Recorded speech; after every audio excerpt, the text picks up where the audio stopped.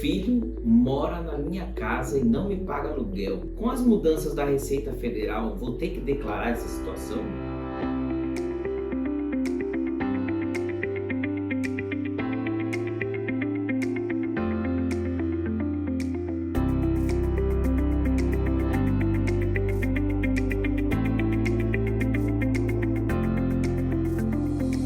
Em 1 de janeiro de 2026, dará início ao sistema Sinter, que fará o cruzamento de dados entre os imóveis e os seus proprietários, fazendo assim com que a Receita Federal possa cruzar os dados e os endereços declarados por seus ocupantes. Esses sistemas vão concentrar prefeituras, cartórios e concessionárias de serviços como água, luz, telefone, para fazer um cruzamento de dados entre o endereço do proprietário que está na escritura e aquele declarado por aqueles naquele mesmo imóvel, nessas companhias e órgãos estatais.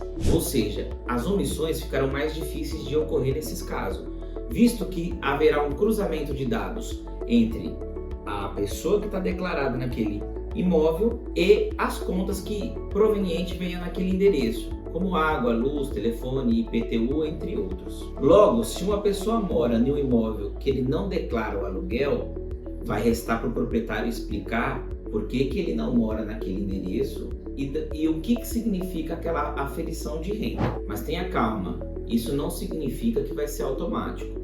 Entretanto, a Receita pode convocar os contribuintes a explicar e justificar aquela moradia. Note que mesmo assim pode ter mais moradores no mesmo endereço, que é muito comum no nosso país, onde as famílias vão aumentando e fazendo aquele famoso puxadinho na casa. Logo teria 2 CPF cadastrados para o mesmo endereço, então ficaria mais fácil a justificação desse tipo de moradia. Porém, existem alguns pontos de atenção que você tem que deixar sempre em alerta. Na prática, vai funcionar da seguinte forma: imagine que você tem uma unidade, um apartamento, e você emprestou para o seu filho. Ou seja, você não declara aquilo como aluguel, porque seu filho não te paga nenhum recurso para morar naquele imóvel. E quando ele for fazer a declaração do imposto de renda dele, ele declara aquele endereço como a sua residência. Ou seja, no cruzamento de informações vai dar que a propriedade é do pai, entretanto é o filho que mora naquela residência. Assim, o sistema vai presumir que existe um aluguel ali, naquele caso informal, podendo acender um alerta da Receita Federal para notificar tanto o suposto inquilino, no caso o filho, como o suposto locatário, que seria o pai. Mas tudo isso restará claro quando se trazer algumas provas. Vale salientar que a lei não proíbe a cessão não onerosa de moradia. Entretanto, é sempre necessário ter essa formalização a fim de facilitar uma eventual fiscalização. E qual que é o meio melhor para isso? Um contrato de comodato, onde vai especificar as regras, o tempo, a cessão de direito, o período que vai morar. E isso não protege só apenas desse cruzamento fiscal. Uma cessão de comodato ela é capaz de prevenir também um possível processo de uso capião unifamiliar.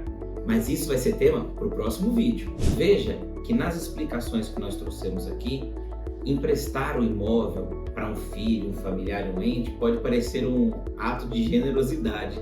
Entretanto, podem acarretar problemas futuros, tanto na questão fiscal quanto na de propriedade. A solução é simples.